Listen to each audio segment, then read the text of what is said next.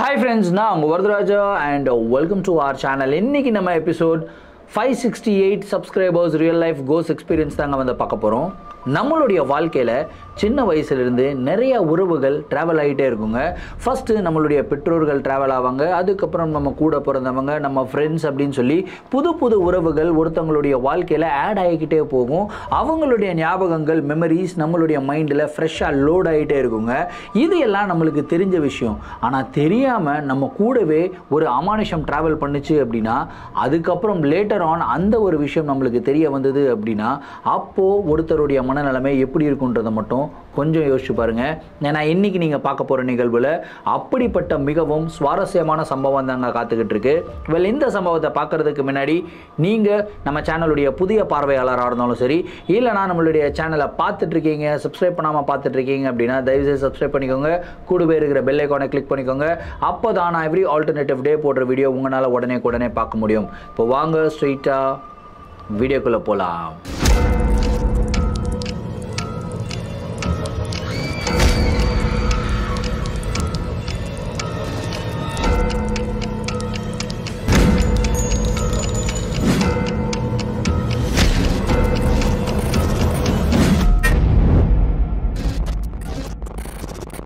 இந்த ஒரு நிகழ்வை நம்மளுக்கு திண்டுக்கல்ல இருந்து செல்வம் அப்படின்ற ஒரு சப்ஸ்கிரைபர் மெயில் பண்ணி விட்டுருக்காருங்க.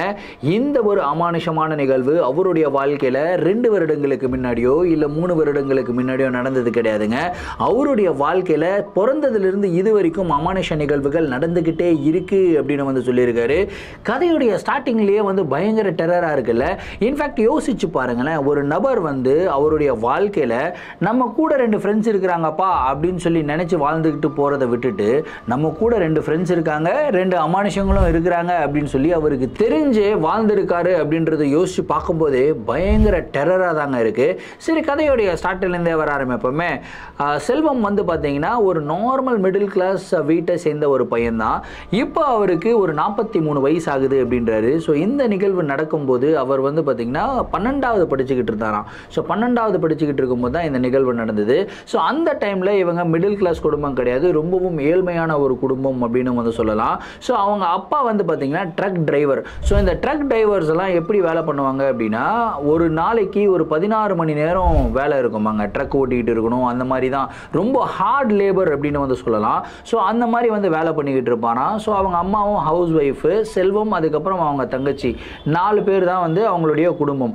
ஸோ சின்ன வயசுலேருந்தே செல்வமுக்கு இருக்கிற பிரச்சனை என்னன்னு கேட்டிங்கன்னா, அவருக்கு இந்த அமானுஷங்களை காண்டாக்ட் பண்ணுறதுக்கு உண்டான ஒரு சக்தி, அதாவது அவருக்கு ஒரு இடத்துல அமானுஷங்கள் இருக்குது அப்படின்னா அவருக்கு கிளியராக தெரிஞ்சிடும். சம்டைம்ஸ் அவருக்கு கண்ணில் படும், சம்டைம்ஸ் வந்து பார்த்திங்கன்னா அவரை பயம் பொறுத்துற மாதிரி பிம்பங்கள் எல்லாம் அவர் பார்ப்பார். சம்டைம்ஸ் வந்து ஒருத்தர் மேலே அமானுஷம் தாக்க போகுது அப்படின்னு சொன்னாலுமே இவருக்கு வந்து முன்கூட்டியே தெரிஞ்சிருமா, ஓகே இந்த பர்சன் வந்து இப்போ இங்கே நடந்து போய்கிட்டு இருக்காரு, அவரை வந்து ஒரு அமானுஷம் அட்டாக் பண்ண போகுது அப்படின்னு சொல்லி ஒரு இன்ட்யூஷன் அப்படின்னு சொல்லுவாங்க இல்லையா. ஸோ அந்த மாதிரியெல்லாம் அவருக்கு தோணுமா. சின்ன வயசுலேருந்து அவருக்கு இந்த சூப்பர் பவர் இருக்கு. ஆனால் அவங்க அப்பாவும் அம்மாவும் எப்படி அதை மறைச்சு வச்சிருந்தாங்க அப்படின்னா, இது வந்து சூப்பர் பவர்னு சொல்லி வெளியே சொல்லவும் முடியாது. நம்ம பையன் வந்து ஒரு சாமியை பார்த்தான் அப்படின்னு சொல்லலாம், எல்லாருமே வந்து நம்ம பையனை வந்து பார்ப்பாங்க, பேசுவாங்க. ஆனால் இதுவே நம்ம பையனுடைய கண்ணுக்கு பேய் தெரியுதுன்னு சொன்னால் யாருமே அவங்க கூட பழக மாட்டாங்க அப்படின்ற ஒரு பயத்தில் அவங்க அவங்களுடைய சொந்தக்காரங்க கிட்டேயும் சரி, ஏன் இன்ஃபேக்ட் அவங்களுடைய மகள் கிட்ட கூட சரி, அவங்க எப்படி சொல்ல ஆரம்பிச்சாங்க அப்படின்னா, அண்ணனுடைய கண்ணுக்கு வந்து சாமி தெரியுதுமா, அவனுடைய உடம்புல சாமி வரும் அப்படின்னுலாம் வந்து சொல்ல ஆரம்பித்தாங்க. ஸோ இப்படியே வந்து இந்த நியூஸ் படிப்படியாக அவங்களுடைய சொந்தக்காரங்க மத்தியில் ஃபுல்லாக ஸ்ப்ரெட் ஆக ஆரம்பிச்சிருச்சு. ஸோ எல்லாருமே செல்வம் வந்து பார்த்திங்கன்னா ரொம்ப மரியாதையாக வந்து நடத்துவாங்களாம். அப்பா இவர் மேலே சாமி வருமாப்பா அப்படின்லாம் வந்து ரொம்ப பாசமாகவும் வந்து பார்த்துப்பாங்களாம். இவருக்கு தான் தெரியும் என் மேலே சாமி வருமா இல்லை என் கண்ணுக்கு பேய் தெரியுமா அப்படின்னு சொல்லிட்டு இவர் வந்து பல நாட்கள் இந்த ஒரு விஷயத்தை யோசிச்சே வந்து அவர் ரொம்ப வருத்தப்பட்டிருக்காருங்க. ஸோ அவங்க அப்பா வந்து ட்ரக் டிரைவர்னு சொன்னேன் இல்லையா. ஸோ டெய்லியும் வந்து அவர் ட்ரக்கை எடுத்துகிட்டு போகும்போது, அதாவது வேலைக்கு கிளம்பும்போது வீட்டிலேருந்து கிளம்பி போயிடுவார். போயிட்டு டெலிவரி கொடுத்துட்டு மிட் நைட்டில் வந்து பார்த்திங்கன்னா அவர் வந்து திண்டுக்கல் ரயில்வே ஸ்டேஷன் இருக்கு இல்லையா, திண்டுக்கல் ரயில்வே ஸ்டேஷனுக்கு பக்கத்தில் தான் அவருடைய ட்ரக் ஆஃபீஸ் வந்து இருந்ததாங்க. ஸோ அவங்க அப்பாவுடைய டெய்லி ரொட்டீன் எப்படின்னா, வேலைக்கு கிளம்பி போயிடுவார். ஃபஸ்ட்டு ஒரு லோடு வந்து இறக்கிட்டு வருவாருங்க. 2வது லோடு வந்து ஒரு நைட்டு 9 மணிக்கு தான் அவர் வந்து கிளம்புவாராம். ஸோ நைட்டு 9 மணிக்கு அவர் டின்னர் சாப்பிடணும் இல்லையா. ஸோ அவர் வந்து ரொம்ப ஏழ்மையான குடும்பம்ன்றதுனா வெளியும் கூட சாப்பிட முடியாது. வீட்டிலிருந்து சாப்பாடு எடுத்துகிட்டு போய் செல்வம் தான் எடுத்துகிட்டு போய் கொடுப்பாராம். டெய்லியும் இது வந்து ஒரு வாடிக்கை செல்வமுக்கு. கரெக்டாக ஒரு 8-8:30 மணி அளவில் வந்து பார்த்திங்கன்னா அந்த ரயில்வே ஸ்டேஷனெல்லாம் கிராஸ் பண்ணி அதுக்கப்புறம் அவங்க ட்ரக் ஆஃபீஸ் இருக்கு இல்லையா, அங்கே போயிட்டு அவருக்கு சாப்பாடு கொடுத்துட்டு அவரை சாப்பிட வச்சுட்டு அந்த டிஃபனையும் திரும்பி வாங்கிட்டு வருவாராம். ஸோ திரும்பி வரும்போது ஆல்மோஸ்ட் வந்து ஒரு 10 மணி வரைக்கும் ஆகிடுமாங்க. ஸோ இப்படி தான் இவருடைய ருட்டீன் வந்து போயிட்டு இருந்திருக்கு. ஸோ வழக்கம் போல் ஒரு நாள் என்ன பண்ணுறாரு அப்படின்னா, இவர் வந்து இவருடைய சைக்கிள், ஒரு பழைய சைக்கிள் வச்சுருந்தாருங்க.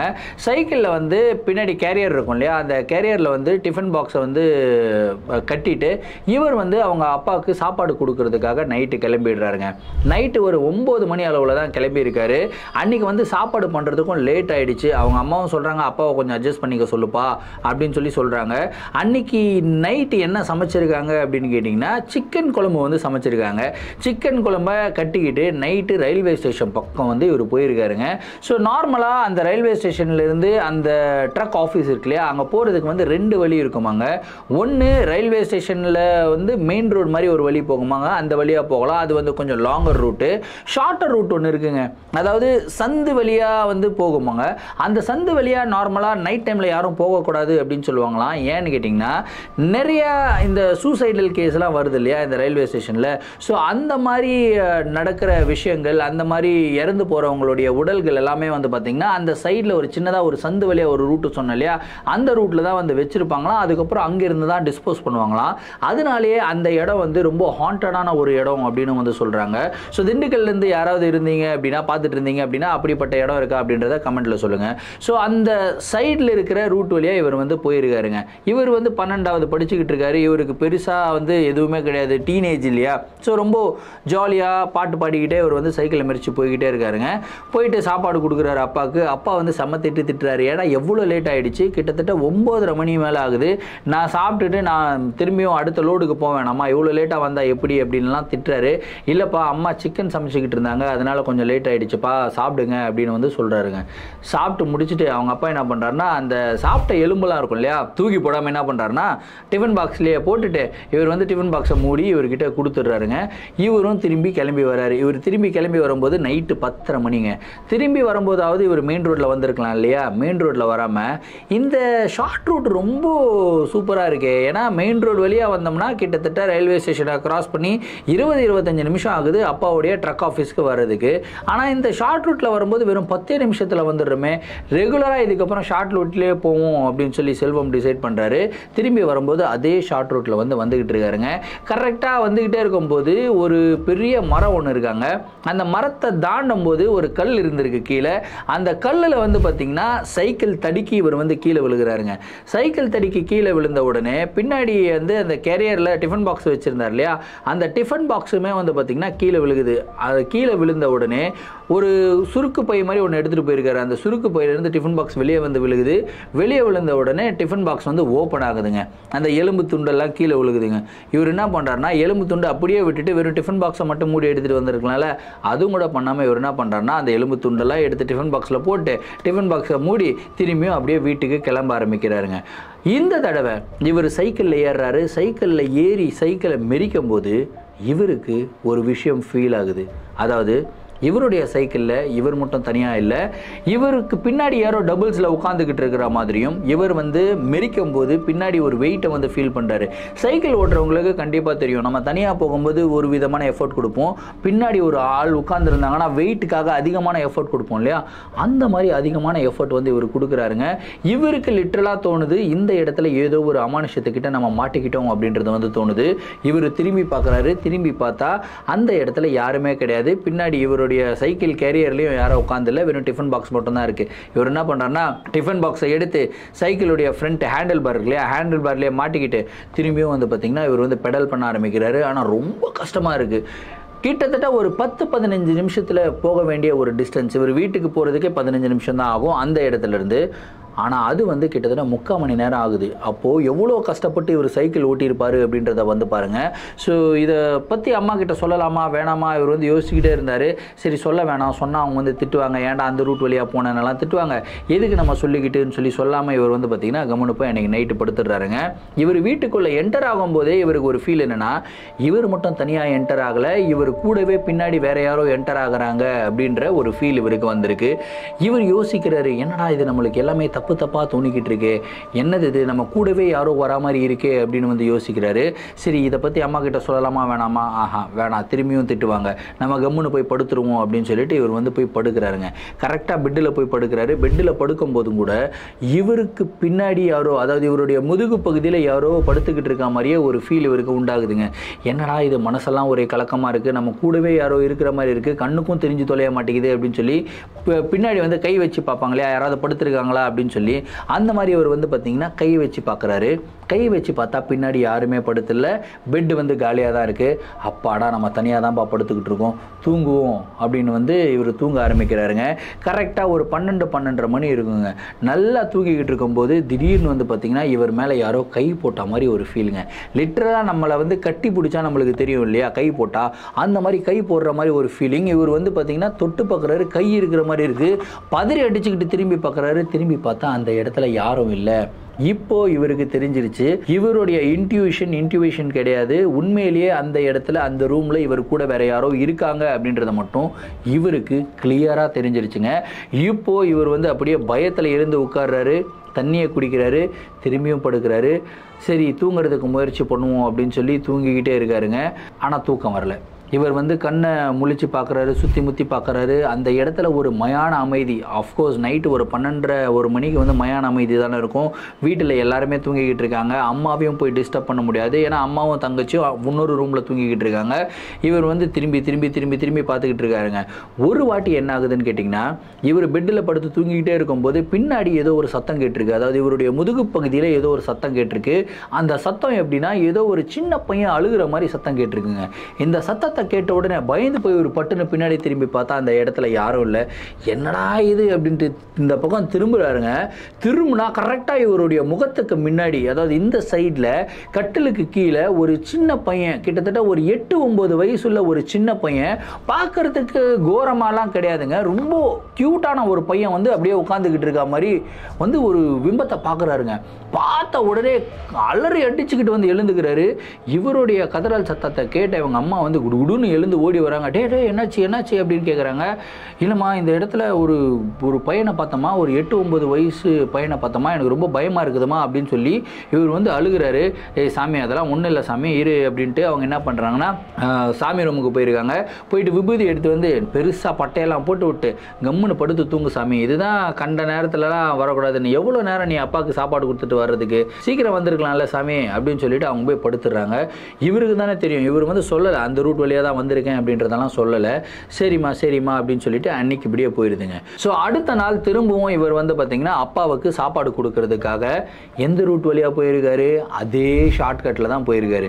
யோசிச்சு பாருங்க, நேற்றே பிரச்சனையில் வந்து மாட்டிக்கிட்டாரு, இன்றைக்கும் ஏன் பிரச்சனையில் மாட்டணும். இன்றைக்கும் இவர் வந்து போகிறாருங்க, போகிறது ஸ்பீடாக போயிடுறாரு. 8:45 போயிடுறாருங்க.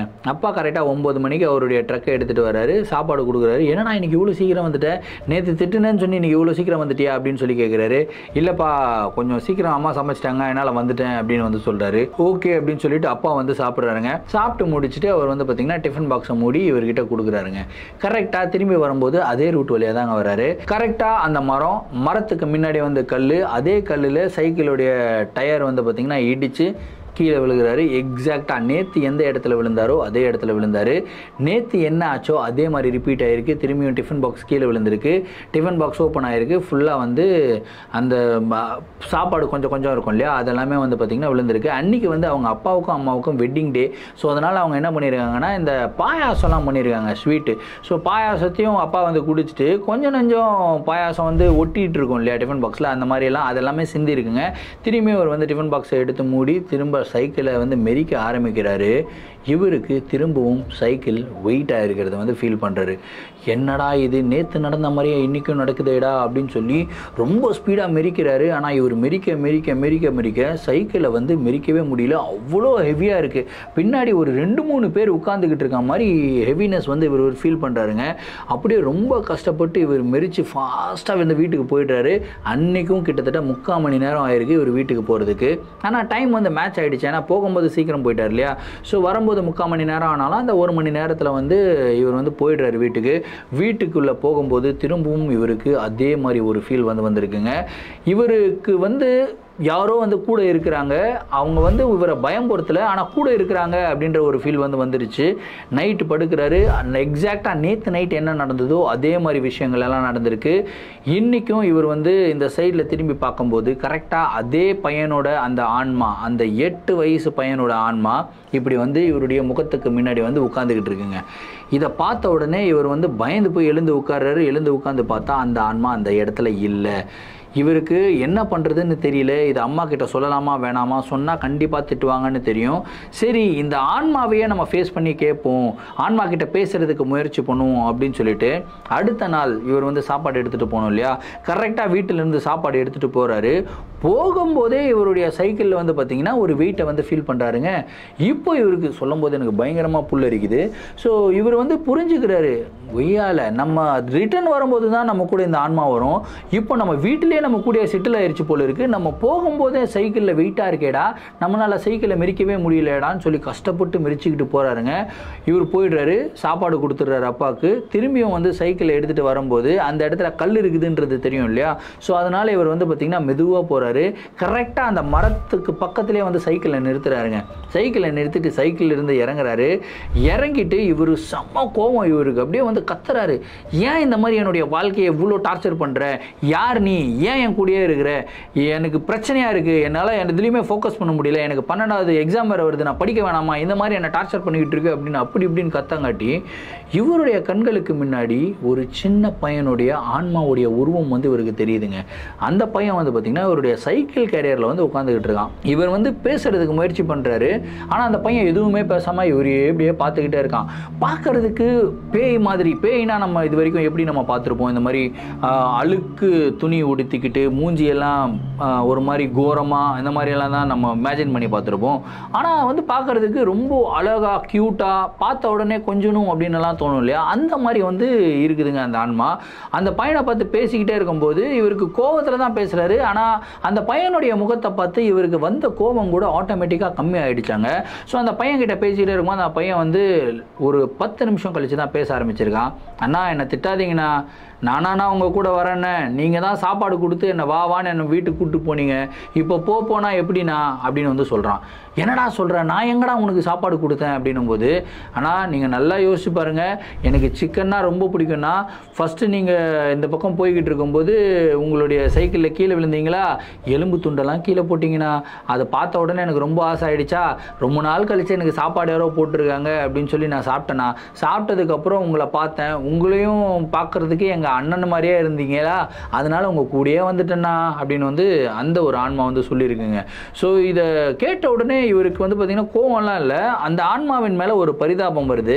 ஃபர்ஸ்ட் அப்புறம் கேட்குறாரு, சரி நீ எப்படிடா செத்து போன அப்படின்றதெல்லாம் இவர் கேட்குறாரு. லிட்ரலாக நான் இந்த விஷயத்தை வந்து இமேஜின் பண்ணி பாருங்கள், இந்த மாதிரி ஒரு சூப்பர் பவர் யாருக்கு இருக்கும்? அப்படி நம்மளுக்கு இந்த சூப்பர் பவர் இருந்ததுன்னா நம்மளால் என்ன, நம்மளுடைய வாழ்க்கை எப்படி இருக்குன்றதை மட்டும் கொஞ்சம் யோசிச்சு பாருங்களேன். ஒரு ஆன்மா கிட்டே இவர் உரையாடிக்கிட்டு இருக்காருங்க. ஸோ அந்த ஆன்மா வந்து சொல்லிக்கிட்டு இருக்கு, இந்த மாதிரி நான் டியூஷன் முடிச்சுட்டு இந்த பக்கம் வந்தேன்னா தெரியாதனமாக ட்ரெயின் வரதை பார்க்காம நான் கிராஸ் பண்ணிட்டேன், ட்ரெயின் அடிச்சிருச்சுன்னா நான் செத்து போயிட்டேன்னா, இங்கே தானே என்னை வச்சுருந்தாங்க அப்படின்னலாம் வந்து சொல்கிறாருங்க. இதை கேட்டு இவருக்கு வந்து ரொம்ப அழுக வருது. அதுக்கப்புறம் அந்த பையன்கிட்ட சொல்கிறாரு, சரிப்பா நீ ரொம்ப நல்ல ஆன்மாவாக தான் இருக்க, எனக்கு எந்த தொந்தரவும் கொடுக்கல, ஆனால் என் கூடவே இருக்கிறது வந்து எனக்கு ரொம்ப பயமாக இருக்குதுப்பா. சம்டைம்ஸ் வந்து நீ என் பக்கத்திலே வந்து உட்காந்துக்கிட்டு இருக்க, நீ எனக்கு எந்த பிரச்சனையும் கொடுக்க மாட்டேன்னு தெரிஞ்சால் கூட என் கூடவே ஒரு பேய் இருக்குதுன்னும் போது எனக்கு ரொம்ப பயமாக இருக்குதுப்பா, என் கூட இருக்காதுப்பா, தயவுசெய்து போயிடுப்பா அப்படின்னு வந்து சொல்கிறாரு. அதுக்கு அந்த ஆன்மா என்ன சொல்லியிருக்கு அப்படின்னா, சரிண்ணா நான் உங்கள் கூட வரல, ஆனால் எனக்கு ஒரே ஒரு உதவி மட்டும் பண்ணுங்கண்ணா, எனக்கு யாருமே சாப்பாடு எதுவுமே வைக்க மாட்டுறாங்க, டெய்லியும் இந்த பக்கம் தானே போவீங்க, போகும்போது கொஞ்சம் சாப்பாடு எனக்காக அப்படியே ரோட்டில் வச்சுட்டு போயிருங்க, பண்ணிடுங்கண்ணா அப்படின்னு சொல்லி ஒரு ரிக்வஸ்ட்டாக வந்து ஆன்மா கேட்டிருக்குங்க. ஸோ அதுக்கும் இவர் என்ன சொல்கிறாருன்னா, ஓகேப்பா நான் பண்ணுறேன் அப்படின்னு சொல்லிட்டு இவர் வந்து அந்த இடத்துல இருந்து கிளம்புறாரு. எந்த பிரச்சனையும் இல்லை, அந்த ஆன்மாவும் அங்கேயே இருக்குது. இவர் வந்து கிளம்பி வீட்டுக்கு வந்துடுறாரு. இவருடைய மனசில் வந்து ஒரு சாட்டிஸ்ஃபேக்ஷன், பரவாயில்ல ஒரு ஆன்மாவுக்கு உதவி பண்ணியிருக்கோம் அப்படின்ற ஒரு சாட்டிஸ்ஃபேக்ஷன். செல்வம் வீட்டுக்கு வந்துடுறாரு. அதுக்கப்புறம் ஒரு 2 மாதம் இதே மாதிரி ஒரு ருட்டீன். டெய்லியும் போவார். அவங்க அப்பாவுக்கு வந்து அதிகமாக கொஞ்சம் சாப்பாடு கட்டிட்டு வரான். ஏன்னா இவர் தான் வந்து சாப்பாடு கட்டுவார். அதிகமாக சாப்பாடு கட்டிட்டு போகிற வழியிலேயே வந்து பார்த்திங்கன்னா இவர் கொஞ்சம் சாப்பாடு எடுத்து அந்த மரத்துக்கு கீழே வச்சுட்டு இவர் வந்து பார்த்திங்கன்னா சாப்பாடு எடுத்து போய் அவங்க அப்பாவுக்கு கொடுப்பாரு. இப்படி தான் இவருடைய ருட்டீன் வந்து போயிட்டுருக்கு. 3 மாதம் எந்த விதமான ஒரு பிரச்சனையும் இல்லாமல் போச்சுங்க. 4வது மாதம் அதே மாதிரி ஒரு நாள் என்ன பண்ணியிருக்காங்க அப்படின்னா, அவங்க அம்மா மட்டன் பண்ணியிருக்காங்க. மட்டன் குழம்பு பண்ணியிருக்காங்க. இவர் கரெக்டாக மட்டன் குழம்பு எடுத்துகிட்டு அந்த வழியாக போயிருக்காரு. அதே மாதிரி இவர் சாப்பாடு வச்சுட்டு மட்டன் பீஸ் 2 எடுத்து வச்சுட்டு இவர் வந்து பார்த்திங்கன்னா அப்பாவுக்கு சாப்பாடு கொடுக்க போயிருக்காருங்க. சாப்பாடு கொடுக்க போயிட்டு திரும்பி ரிட்டன் வராரு. ரிட்டன் வந்து பார்த்தா அந்த மட்டன் பீஸ் வந்து இருக்குது, அப்படியே சாப்பாடும் அப்படியே இருக்குது. ஒருவேளை ஆன்மா சாப்பிடல போல இருக்கோ அப்படின்ற மாதிரி ஒரு இமேஜினேஷனில் இவர் வந்து இமேஜின் பண்ணிவிட்டு இவர் வந்து கிளம்பி வராரு. வீட்டுக்கு கிளம்பி வராரு. ஆனால் இவருக்கு என்ன ஃபீல்னா, இன்றைக்கி யாரோ என் கூட வராங்க அப்படின்ற ஒரு ஃபீல் வருது. ஆனால் இவர் என்ன யோசிக்கிறாரு, சரி அந்த சின்ன பையனோட ஆன்மா தான் கூட வந்திருக்கும் போல இருக்குது, எப்படி இருந்தாலும் நம்மளுக்கு எந்த தொந்தரவும் கொடுக்க போகிறதில்ல அப்படின்னு சொல்லிட்டு இவர் வந்து அப்படியே நேராக வீட்டுக்கு வந்துடுறாருங்க. வீட்டுக்கு வந்து போய் படுக்கிறாரு. படுத்துட்டு நல்லா தூங்கிக்கிட்டு இருக்கும்போது இவருக்கு காலை பிடிச்சி யாரோ சர்றன்னு இழுக்கிற மாதிரி ஒரு ஃபீல் வந்து வருதுங்க. என்னடா இது காலை பிடிச்சி இழுக்கிற மாதிரியே இருக்கே, யாரும் நம்ம கூட இருக்கிற மாதிரியே இருக்கே அப்படின்னு சொல்லி மனசெல்லாம் படப்படன்னு அடிக்குது. இவர் எழுந்து உட்கார்றாரு. தனியாக அந்த பையனுடைய பேர் கௌதம். அந்த பையன்கிட்ட வந்து பேசுகிறாரு, டேய் கௌதம் நீ தான் வந்திருக்கியாடா, டேய் கௌதம் எங்கடா இருக்க, காட்டுறா, பரவாயில்லடா நான் பயப்பட மாட்டேன்டா, நீ இருக்கிறேன்னு எனக்கு தெரியும், கண்ணுக்கு முன்னாடி வாடா அப்படின்லாம் வந்து பேசுகிறாரு. ஆனால் எதுவுமே இல்லை, ஒரு அட்டர் சைலன்ஸ். இவர் என்ன யோசிக்கிறார், என்னடா இது, அந்த பையன் வந்து பேசுனா என் கண்ணுக்கு முன்னாடி வருவானே, என்கிட்ட பேசுவானே, ஆனால் எதுவுமே பேசலையே, ரொம்ப சைலண்ட்டாக இருக்கே, டேய் கௌதம் நீ தானடா, சொல்கிறா அப்படின்னு பேசிக்கிட்டே இருக்கும்போது பட்டுன்னு ஒரு வாய்ஸுங்க, நான் கௌதம் இல்லை அப்படின்ற மாதிரி ஒரு பெண்ணுடைய வாய்ஸு கோவத்தில். அந்த பெண்ணுடைய வாய்ஸை கேட்ட உடனே இவருக்கு அப்படியே மெய் உடம்பெல்லாம் சிலுக்குது எனக்கு.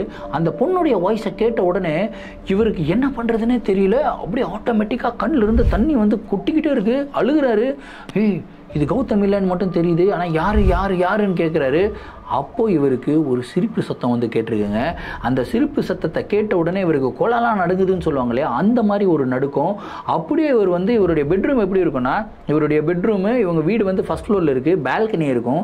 கரெக்டாக அந்த பால்கனியை ஃபேஸ் பண்ண மாதிரி இவருடைய பெட்ரூம் இருக்குமாங்க. பெட்ரூம் கதவு வந்து ஓப்பனாக இருக்குது. பால்கனியை பார்க்குறாரு. பால்கனியை பார்த்தா ஒரு மிகப்பெரிய ஷாக்கிங்கான ஒரு விஷயத்தை வந்து பார்க்குறாருங்க. அவங்க பால்கனியோடைய ஹைட் வந்து கிட்டத்தட்ட ஒரு 12 அடி இருக்கும் அப்படின்றாரு. அதாவது ஒரு மேலே செவுத்துக்கும் கீழே அந்த பால்கனியோடைய தரைக்கும் ஒரு 12 அடி ஹைட் இருக்கும் அப்படின்றாரு.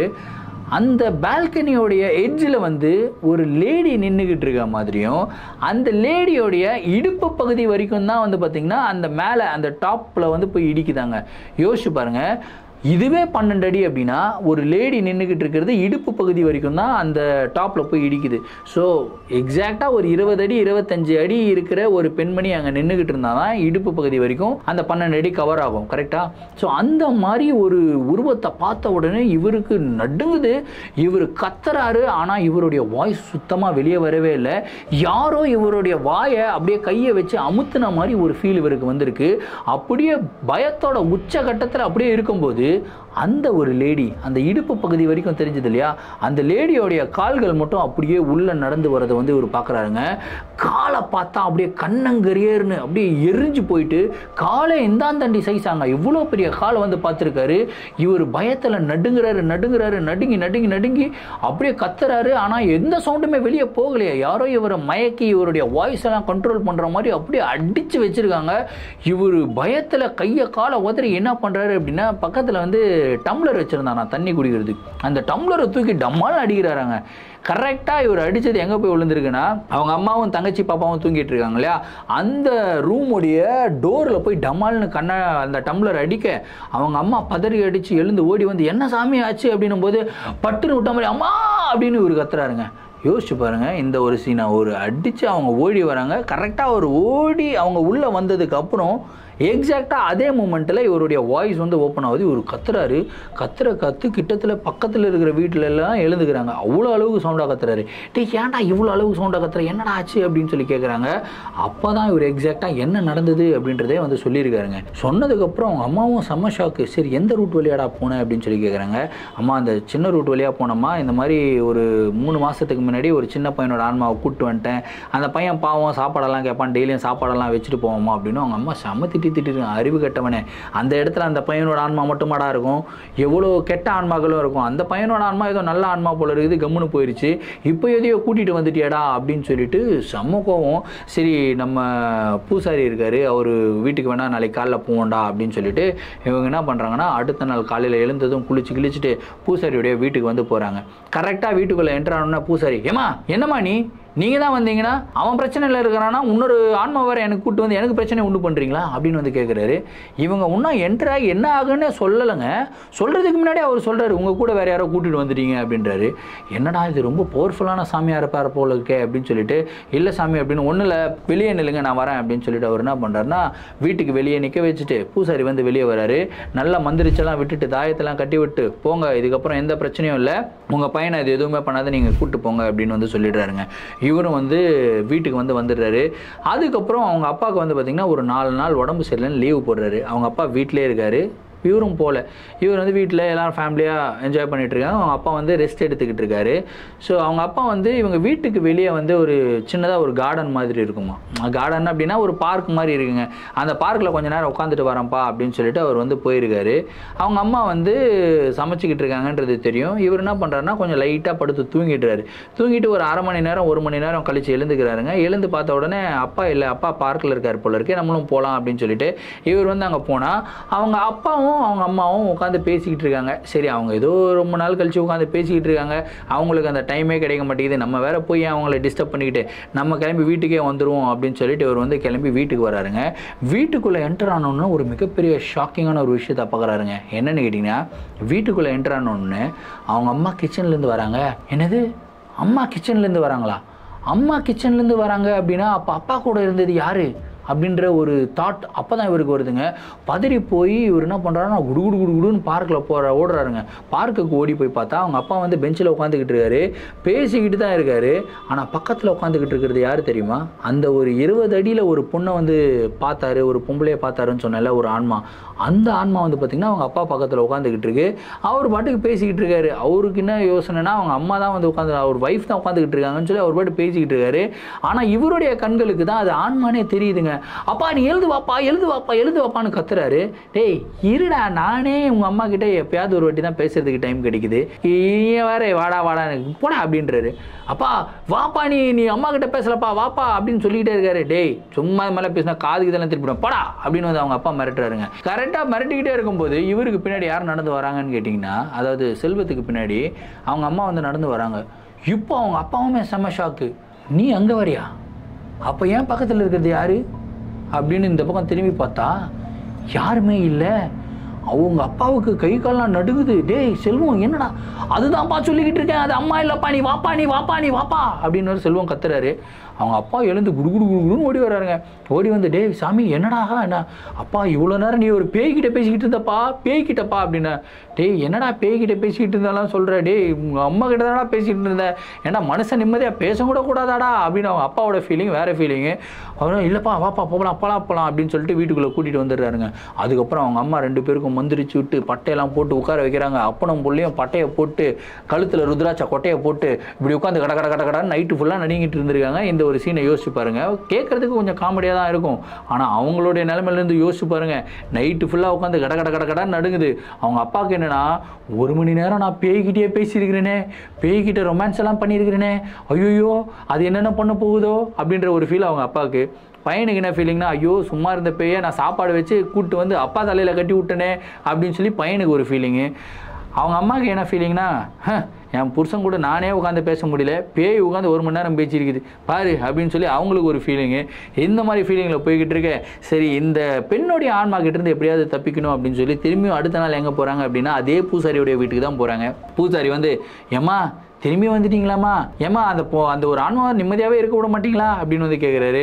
இல்லை ஐயா, இந்த மாதிரியெல்லாம் ஆயிடுச்சு போச்சுன்னா சரி வாங்க, உங்கள் குடும்பமாக வாங்க, குடும்பத்தில் 3 பேர் தானா இல்லை வேறு யாராவது இருக்கிறாங்களா அப்படின்னு சொல்லி கேட்குறாரு. இல்லை ஐயா, என் பொண்ணு இருக்குதுயா, அந்த பொண்ணையும் கூப்பிட்டு வாங்க அப்படின்னு சொல்லி அவங்க தங்கச்சியும் கூப்பிட்டு போகிறாங்க. கூப்பிட்டு போய் உட்கார வச்சு 4 பேருக்கும் மந்திரிச்சு விட்டு 4 பேருக்கும் தாயத்தை கட்டி விட்டு போங்கம்மா, இதுக்கப்புறம் திரும்பி பார்க்காம போகணும், திரும்பி பார்த்தீங்க அப்படின்னா திரும்பி அந்த ஆன்மா உங்கள் கூட வந்துடும், அதுக்கப்புறம் நான் எதுவுமே பண்ண முடியாதுமா அப்படின்னு வந்து சொல்கிறாரு. ஓகேங்கய்யா அப்படின்னு சொல்லி திரும்பி பார்க்காம போயிருக்காங்க. அதுக்கப்புறம் அந்த பெண்ணுடைய ஆன்மா வந்து இவங்களுடைய கண்களுக்கு தெரியல, 4 பேருடைய கண்களுக்கும் தெரியல.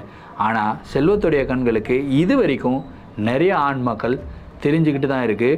அதில் ஆன்மாக்கள் எல்லாமே வந்து பார்த்திங்கன்னா ஆக்ரோஷமாக உக்கிரமாக இருக்கும் அப்படின்லாம் சொல்லுவாங்க. ஆனால் செல்வத்துக்கு கண்ணில் தென்படுற 90% மேலே இருக்கிற ஆன்மாலாம் பாவப்பட்ட ஆன்மாக்களாக இருக்குது அப்படின்னு வந்து சொல்லியிருக்காரு. அவருடைய ஸ்டோரி நிறையா வந்து இருக்குதுன்னு சொல்லியிருக்காரு. படிப்படியாக ஒரு ஸ்டோரியாக நான் வந்து அனுப்புகிறேன் அப்படின்னு சொல்லியிருக்காரு. ஸோ அவருடைய வாழ்க்கையில் நடந்த இந்த 2 சம்பவங்கள் தான் இருக்கிறதுலே ரொம்பவும் சுவாரஸ்யமான சம்பவங்கள். அதுதான் நான் உங்ககிட்ட ஃபஸ்ட்டு ஷேர் பண்ணணும் அப்படின்னு சொல்லி நினச்சேன் ப்ரோ அப்படின்னு வந்து சொல்லியிருக்காரு. தேங்க்யூ செல்வம், இப்படிப்பட்ட ஒரு திடுக்கிடும் சம்பவத்தை என்கிட்ட ஷேர் பண்ணதுக்கு மிக்க நன்றி. அண்ட் இந்த சம்பவத்தை பற்றி நீங்கள் என்ன நினைக்கிறீங்க அப்படின்றத கமெண்ட் பாக்ஸில் சொல்லுங்கள். இதே மாதிரி உங்களுடைய வாழ்க்கையில் ஏதாவது அமானுஷமான நிகழ்வுகள் நடந்திருந்து அந்த நிகழ்வுகளை என்கிட்ட ஷேர் பண்ணணும்னு நினச்சிங்கன்னா என்னோட இன்ஸ்டாகிராமில் ஃபாலோ பண்ணிட்டு இன்ஸ்டாகிராமில் டிஎம் பண்ணுங்கள், இல்லைனா என்னுடைய மெயில் ஐடிக்கு மெயிலாக சென்ட் பண்ணி விடுங்க. கண்டிப்பாக உங்களுடைய நிகழ்வுகளும் நம்மளுடைய சேனலில் வீடியோஸாக போடப்படும். இது வரைக்கும் வீடியோ பார்த்துட்டு இருந்தீங்க, சப்ஸ்கிரைப் பண்ணாமல் பார்த்துட்டு இருந்தீங்க அப்படின்னா தயவுசெய்து சப்ஸ்கிரைப் பண்ணிக்கோங்க, கூடவே இருக்கிற பெல் ஐகானை கிளிக் பண்ணிக்கோங்க.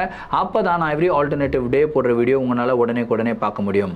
மீண்டும் அடுத்த வீடியோவில் சந்திக்கும் வரை நான் உங்கள் Varadaraja signing off. Thank you and bye.